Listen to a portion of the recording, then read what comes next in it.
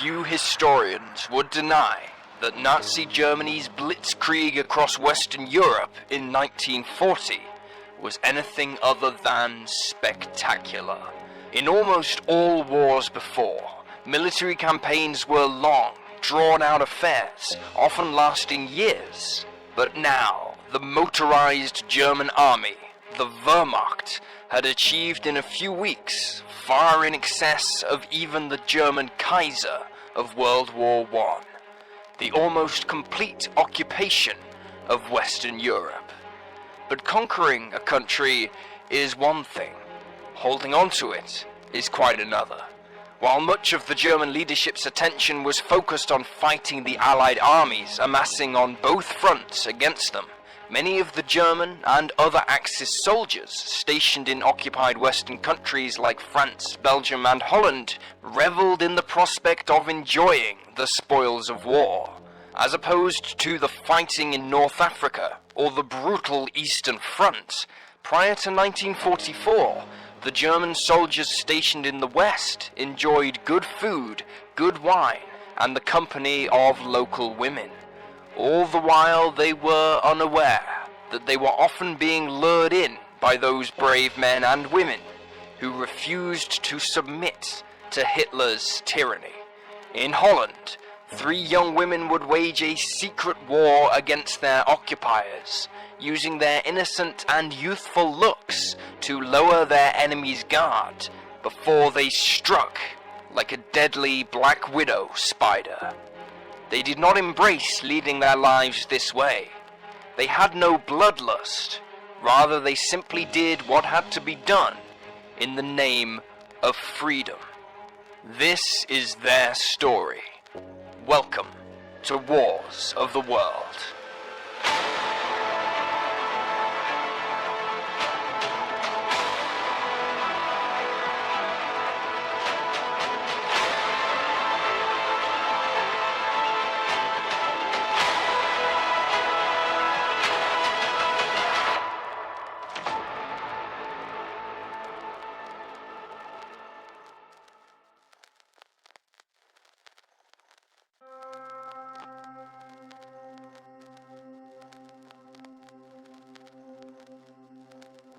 On September 16th, 1920, Dutch teacher Peter Schaft and his wife Afje welcomed into the world their daughter, Janette Schaft.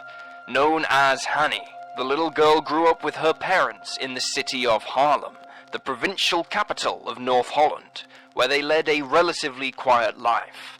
At school, she was often teased by some of the other children because of her distinctive long reddish-brown hair, leaving her a generally shy student, but at home with her parents, things were quite different. There, the family would regularly engage in intense discussions regarding current affairs and politics, and this bestowed on her a deep-rooted sense of right and wrong, and concepts regarding justice. As she got older, she began to consider what career path she would like to take, and decided that she wished to study law, specializing in human rights, with her dream being eventually to work for the League of Nations, a forerunner to today's United Nations. Not long after she started her degree at the University of Amsterdam, Europe was again plunging into war, but for Hanny and her fellow classmates, there was initially little concern that the fighting would include them in any meaningful way.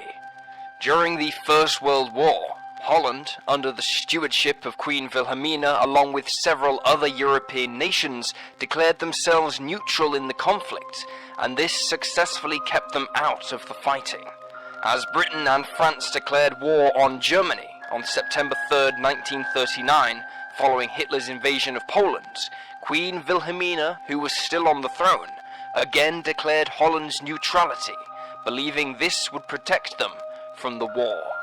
This time, she was wrong.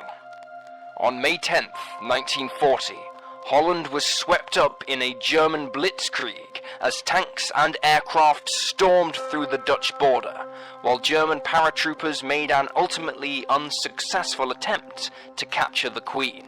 The small Dutch army was woefully ill-equipped to fend off the German forces, and despite a brave, stubborn resistance, they were soon in retreat. The final nail came when the German Luftwaffe bombed Rotterdam on May 14th, killing up to 900 people and destroying some 25,000 homes. Under the threat of more bombings, the Dutch government surrendered, and Holland had fallen. Initially, very little changed for Hanny and her fellow countrymen, and in fact initially it would even prove prosperous. Austrian Nazi Arthur Seyss-Inquart was appointed leader of the Netherlands, effectively ruling the country, and he initially adopted a velvet glove approach in an effort to quash resistance. Instead of the brutal crackdowns, such as in Poland and Czechoslovakia, Dutch businesses and companies were employed in the manufacture of war material for the campaign against Great Britain. As such, Dutch businesses actually saw a brief period of economic boom after the start of the occupation, although within just a year there would be a sharp decline as Germany demanded more and more resources harnessed for its continuing war effort. However, for Holland's Jewish population, things were very different. Soon, anti-Semitic laws were imposed on the Dutch people, something Hanny, being a strong believer in human rights, was fundamentally opposed to. This led Hanny to her first act of resistance against the Nazis.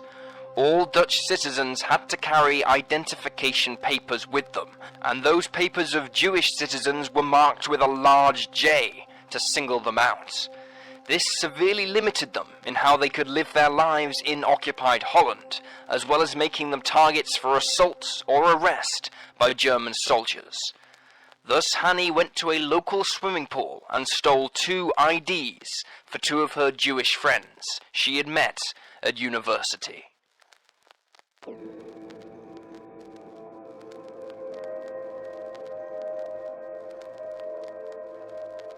Back in Hanny's hometown of Haarlem, there were others doing their part to resist the Nazi occupation and help Jews escape persecution. Living in a small house in the working class area of the city was one Trentje van der Molen and her 3 children. Trentje was anything but an orthodox woman for the period, being strong-willed and having a strong sense of social justice and politics.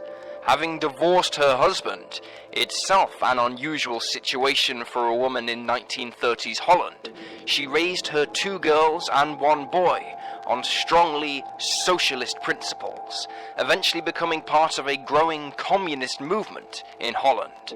She was especially insistent that her 2 daughters, Freddy and Troos Overstegen, stand up for the oppressed and to fight injustice, believing in the communist dream of universal suffrage. To that end, she also kept herself and her children keenly aware of events happening around the world, such as the rise of fascism in Italy and Germany, and the Spanish Civil War, which raged between 1936 and 1939. With the girls even sending dolls they had made themselves to Spanish children, displaced by the fighting. As the 1930s drew to a close, they became more hands-on with helping people escape persecution. Holland, like many European countries, soon found itself taking in a number of refugees from Germany, as Hitler began purging the country of so-called undesirables. Despite their relatively small dwelling in Haarlem, they nevertheless began taking in fellow communists from Germany as part of an effort known as Red Aid. Later, they also started taking in Jews who had fled Hitler's security services, and their expenses with those refugees taught them valuable lessons in keeping secrets from the authorities, or groups who may wish to do them harm for their kindness. This would of course become a valuable skill later, when Hitler invaded. Troos Overstegen recalled later that when Jewish families would stay with them, they often participated in the Jewish practice of lighting candles every Friday and felt humbled to be able to share in this tradition. It was not long before the two Oversteegen girls, both still only teenagers, with Truus being 16 and Freddy 14, became embroiled in resisting Nazi occupation. On April 30th, 1941, traditionally a Dutch holiday known as Queen's Day, they began their resistance activities. As Freddy later recalled, "We handed out a leaflet with a slogan on it, something like, 'The Netherlands must be free,' and 'Long live the Queen.' We also glued warnings across German posters in the street, calling for men to work in Germany, saying, 'Don't go to Germany. For every Dutch man working in Germany, a German man will go to the front.' And then we'd hurry off on our bikes." The girls would also frequently join their mother in distributing anti-Nazi leaflets and pro-communist newsletters as part of an effort to encourage further resistance amongst their countrymen. While this work may not seem as exciting or heroic as the assassinations and sabotage the resistance groups of Europe are known for, the danger involved was just as high. Getting caught by occupation forces distributing such material could have seen the girls handed over to the Gestapo, where they would have been tortured for information and then killed, regardless of their age.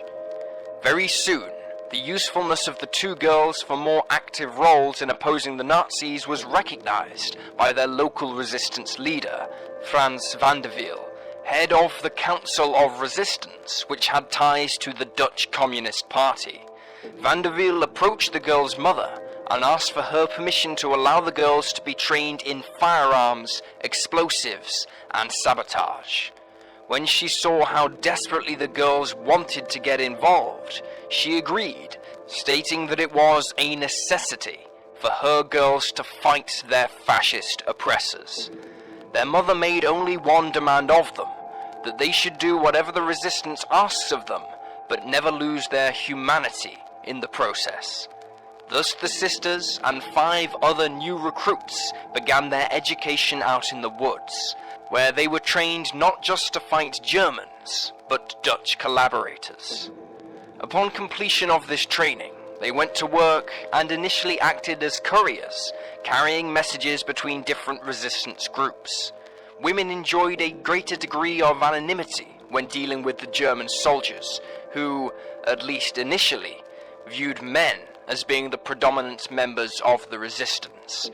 This was especially the case for the girls who made themselves look and act very childlike, only further throwing off suspicion that they were working for the resistance.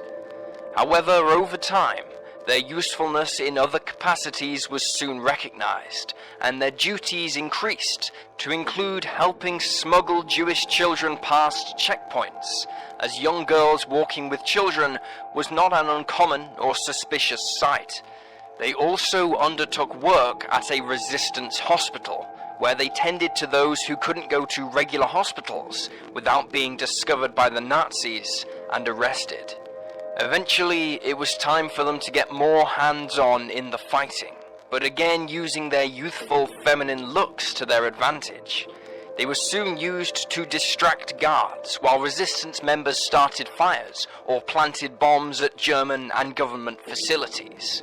Then Truus was asked to help lure an officer in the SS who had been marked for assassination out of town. As Freddy later explained, Truus had met him in an expensive bar, seduced him, and then took him for a walk in the woods. She was like, "Want to go for a stroll?" And of course he wanted to. Then they ran into someone, which was made to seem a coincidence, but he was one of ours, and that friend said to Truus, "Girl, you know you're not supposed to be here." They apologized, turned round, and walked away. And then shots were fired, so that the man never knew what hit him. They had already dug the hole, but we weren't allowed to be there for that part. Although they didn't pull the trigger themselves that day, the girls were now actively engaged in fighting the German occupation forces and their collaborators. When Freddy was given her first target, it was not a German, but a traitor. Truss later recalled the killing. It was tragic and very difficult, and we cried about it afterwards. We did not feel it suited us. It never suits anybody unless they are real criminals. One loses everything. It poisons the beautiful things in life. Yet despite the emotion that came from killing, the girls pushed on, becoming prolific assassins. One method they perfected was for the girls to ride on a bike, one cycling while the other rode on the back. When their target was out in the open and no one was around, they would shoot them and carry on cycling, masquerading as just two innocent girls out for a bike ride. The girls also actively participated in the bombing of a railway line outside of Harlem.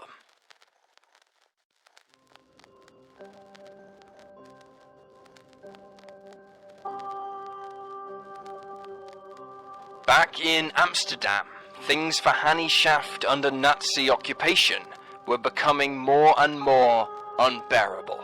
When in the spring of 1943, all Dutch students were required to take an oath of loyalty to Nazi Germany and its Führer Adolf Hitler, it was too much, and she joined 80% of her fellow student body in refusing.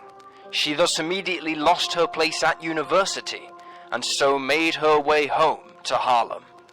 Knowing her left-wing and anti-Nazi sympathies, it was not long before she was approached to join the resistance group.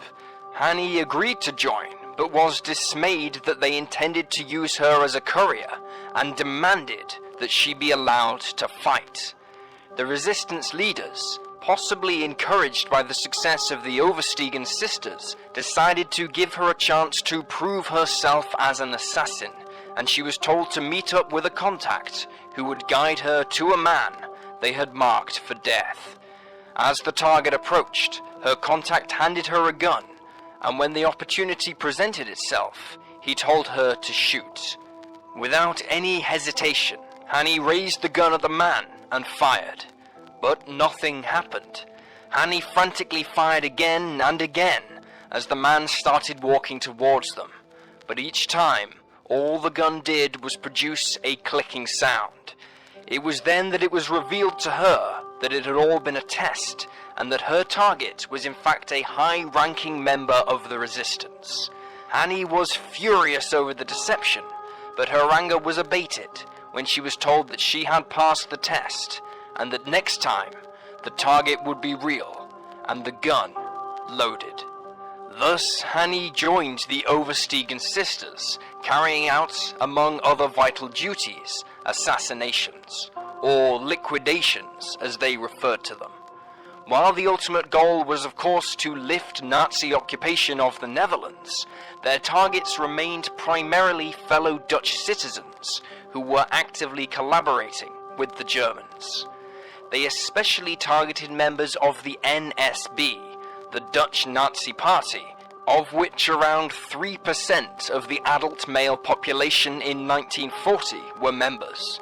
The NSB routinely rounded up Jews, communists, and other undesirables for their German masters, and so limiting their ability to function and any support from the wider community was top priority. Not all of their shootings were pre-planned, however.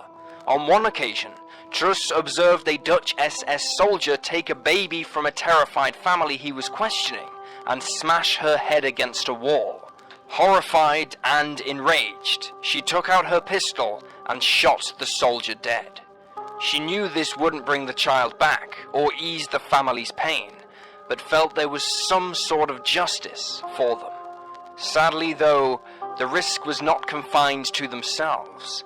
In retaliation for many activities of the resistance, the Germans would frequently round people up on the street and publicly execute them. This was intended to punish the resistance and discourage public support for them, although often it had the opposite effect. When she was later asked about her feelings concerning such reprisals, Truss said, "I'm afraid about the wrong interference that if the resistance had not done these things, then no innocent people would have been shot. But what about the 6 million Jews? Weren't they innocent people? Killing them was no act of reprisal. We were not terrorists. The real act of terror was kidnapping and executing people after the Resistance Act. The girls always demonstrated enormous courage and conviction in support of their cause, only ever refusing an assignment once. The case in question was a plan to kidnap the children of Seyss Inquart, the man the Germans put in charge of Holland, and offer to trade their safe return in exchange for a number of their own people being held in German custody. The reason for declining the mission was that if Seyss Inquart or Hitler refused, they would have to shoot the children, and that they would not stand for. According to the sisters, Hanny said to them after the plan was proposed, "We are no Hitlerites. Resistance fighters don't murder children." Unfortunately for the girls, not every assassination attempt went according to plan. One night, Truss was awoken to a pounding at the door to find Hanny in tears. Truss tried to calm her down with a glass of water, most of which she spilled with her trembling hands. Earlier that day, Hanny, along with another resistance member named Jan Bunkamp, had targeted a Dutch police captain named William M. Ragut. Both resistance fighters were on bicycles as they approached their target, with Hanny pulling up alongside him and shooting him before cycling away. Jan then took out his own weapon, wanting to make sure the man was dead, but to his shock, Ragut was alive and shot Jan in the abdomen. In the commotion from the crowd that followed the shooting, there was no way Hanny could help her comrade, and so guilt-ridden, she cycled away. Truss and Hanny went to the nearby hospital where Jan was being treated, but found he was under heavy guard by the SS. Under interrogation at the hospital, Jan refused to give away any information, regardless of any threats made against him. Eventually, the NSB sent in 2 women disguised as nurses and pretending to be members of the resistance to speak to him, a ruse that Jan fell for, and he gave up Hanny's name before he passed away. The next day, her parents were arrested and sent to a concentration camp in southern Holland. This was clearly part of a trap for Hanny, who had become known to the Germans and the NSB as simply the girl with the red hair, after she had been briefly spotted participating in a previous assassination. A distraught Hanny wanted to turn herself in to free her parents, but Freddy and Truss pleaded with her not to, telling her that even if she did, they would not only kill her, but her parents too, as a warning to others. Once she had recovered from her depression, Hanny threw herself into resistance work with even more conviction than she had ever shown, either as a way of coping with the thought of what her parents were having to go through, or as a way of taking revenge. She volunteered for many assignments that came down the pipeline, often accompanied by the Oversteegen sisters, and continued her vital courier work. Now that she was known to the Germans, she decided to dye her hair jet black and wore glasses to disguise herself while operating under the name of Joanna Elderkamp. Eventually, the Germans were satisfied that her parents knew nothing of her whereabouts or activities, and released them when it became clear Hanny would not be surrendering anytime soon.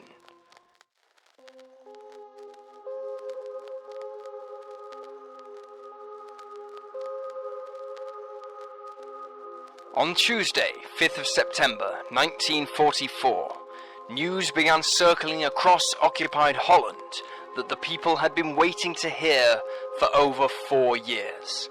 Allied troops breaking out from the Normandy landings in June had now crossed the border and were liberating Holland.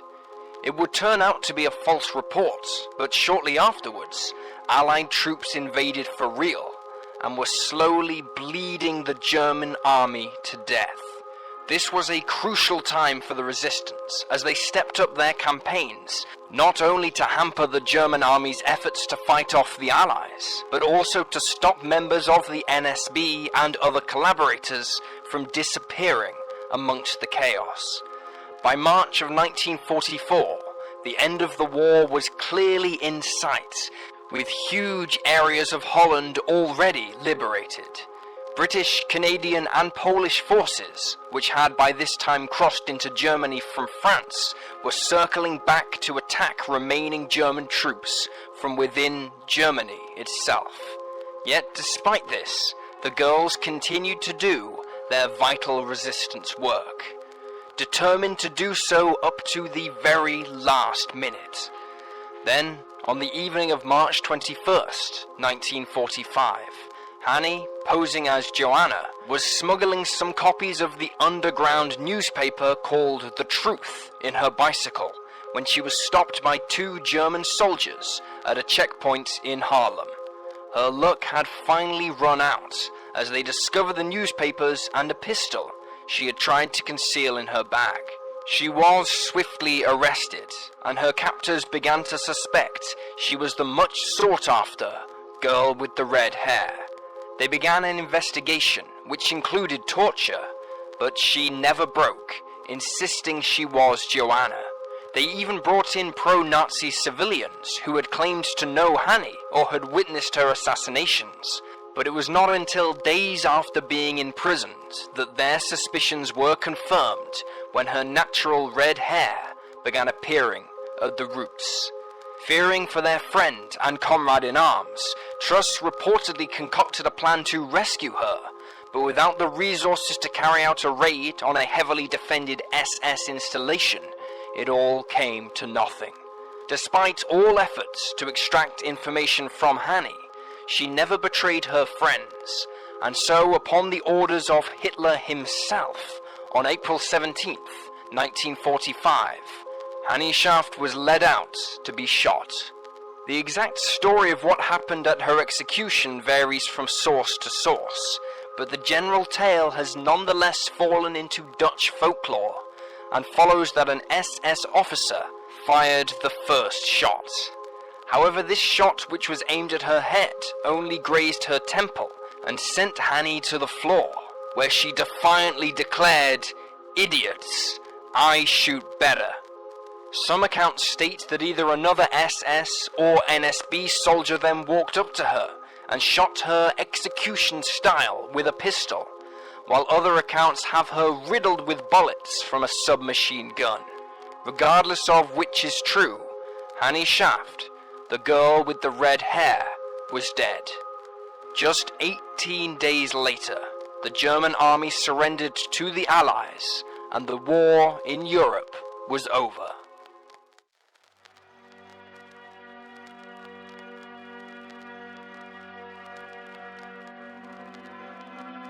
Immediately after the war, members of the Dutch resistance searched the sand dunes for bodies of their comrades buried there, finding over 400, including Hanny's, which had been left in a shallow grave.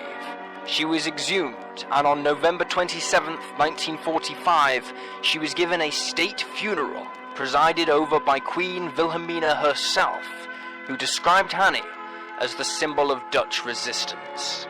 However, despite all she had done for their freedom, the Dutch people would quickly lose their adoration for her in the post-war period. Due to her socialist beliefs, she was heralded as a Dutch communist hero, but communism in Holland would soon lose popular support, as details of what the Soviet Union under Stalin were doing in Eastern Europe became public. Communism in Holland thus fell into the same category as fascism, as something destructive and to be feared, and so commemorations for Hanny were, for a time, banned. But they couldn't stop them all. Freddie and Truus Overstegen survived the war, and never forgot about their fearless friend. Days before Hanny's state funeral, the now 22-year-old Truus married a man named Piet Menger, and when they discovered their first child was a girl, they named her Hanny, in honor of their fallen comrade. In the decades that followed the war, they kept theirs and Hanny's stories alive by regularly speaking at events intended to promote tolerance and educate people on the truth about war and the Holocaust. However, there was one question they were frequently asked which they never answered, and that was, how many people did they kill? They simply replied that it was a question you should never ask a soldier. Truss also became a prolific sculptor, and in 1982 she unveiled a sculpture of Hanny, which was placed in their home city of Haarlem. The sisters also formed the Hanny Schaft Memorial Foundation to get her formally recognized as a Dutch hero once again, and thanks to their efforts, since the 1990s on the last Sunday of every November, Holland commemorates the girl with the red hair. On June 18th, 2016, Truss Overstegen passed away, aged 93. Freddie followed 2 years later, on September 5th, 2018, less than a day before her own 93rd birthday. Speaking of the three girls, a researcher at the Netherlands Institute for War, Holocaust and Genocide Studies said, "They were unusual, these girls. There were a lot of women involved in the resistance in the Netherlands, but not so much in the way these girls were."